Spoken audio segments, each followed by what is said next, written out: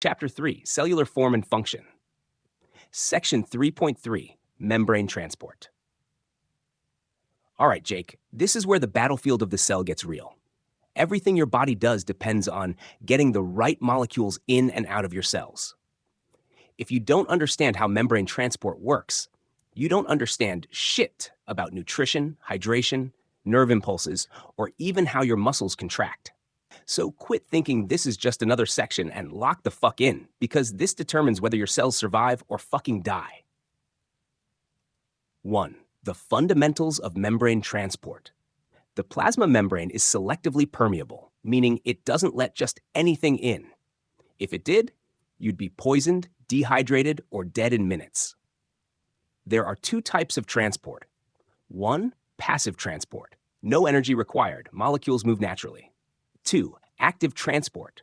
Requires ATP, energy, pumps force molecules where they don't want to go. Lecture note tie-in. Your notes hammer in that this is how your body controls its internal environment. No transport, no nutrients equals no life. 2. Passive transport, letting nature do the work. Diffusion, the natural flow. Molecules move from high concentration, low concentration until equilibrium is reached. Types of passive transport. Simple diffusion, 3.3b. Small, uncharged molecules pass straight through, O2, CO2. Facilitated diffusion, 3.3e. Larger molecules need help from a protein transporter, glucose, Na+. Osmosis, 3.3c. Water moves toward the higher solute concentration. Osmosis can kill cells if they end up in the wrong environment. Isotonic, equal solute inside-outside, cell stays the same. Hypertonic, more solute outside, water leaves, cell shrinks.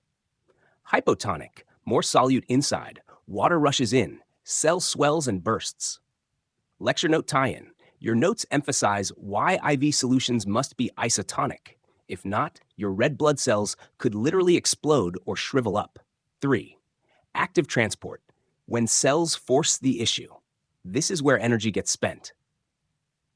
Passive transport is lazy. It just lets things drift. But sometimes you have to fight against the current. That's where active transport comes in. Active transport requires ATP because molecules are moving from low, high concentration. It's like swimming upstream. It takes work. Primary active transport, 3.3e, directly uses ATP to pump molecules against the gradient. Example, the sodium-potassium pump plus K+ pump pumps 3 Na+ out, 2 K+ in to maintain the electrical charge of cells. This pump is why your nerves fire and your muscles contract. Secondary active transport, 3.3e, uses indirect ATP by piggybacking off another ion's movement. Example, glucose absorption in intestines. It rides in with sodium. Lecture note tie-in. If this shit fails, your nerves stop working, your muscles shut down, and you're fucking dead. 4. Vesicular transport, moving the big shit. When the cell needs to move entire cargoes. Sometimes single molecules aren't enough. Your cell needs to haul entire packages of Chapter 3, Cellular Form and Function.